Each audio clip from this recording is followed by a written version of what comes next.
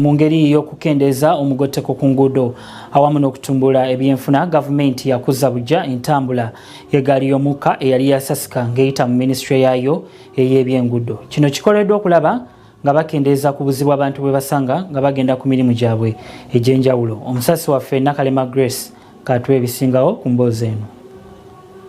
Gavumenti etandise kaweefube w'okuzza obujja ekitongole ky'eggaali y'omukka ekya Uganda Railways Corporation okusobola okutumbula ebyenfuna by'eggwanga. Enkya ya leero minisita avunaanyizibwa ku by'entambula n'enguudo Monica Ntege Azuba abisizzaamu engatto n'ayolekera ekitebe ky'eggaali y'omukka okwogeraganya n'abakozi. Oluvannyuma minisita alambudde ebyana by'eggaali ebikyasigaddewo okuzuula engeri gye bisobola okuyambamu bannayuganda.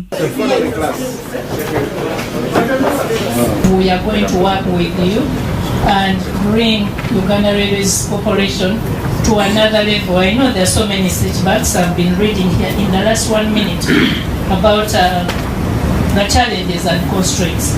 What has struck me is that there are not few, but we are here and we do our very best to see that the interventions that are supposed to be put in place will be put in place. Akulira ekitongole kya Uganda Railways Corporation Charles Kateba agamba nti ekitongole kino kifunye okusoomozebwa kungi okuva lwe kyateekebwawo nga 1896.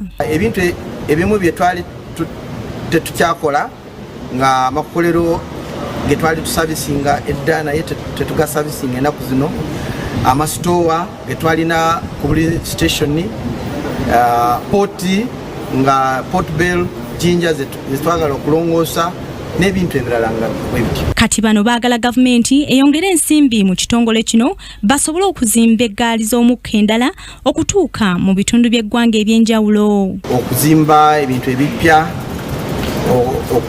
okugaziya services zaffe okutuuka ebitundu ebitaanatuukibwamu, n'okuzimba naddala standard gauge eno gye tutandise okuzimba. Eggaali y'omukka y'emu ku bintu ebyerabirwa wano mu ggwanga era nga yakamala emyaka 10 bukyanga ekyalirwa minisita ow'ebyenguudo n'entambula ate nga lyeyamba abantu bangi naddala okutambuza ebyamaguzi. Crack Kingdom TV, Nakalema Grace, amalindirire. This is Kingdom TV.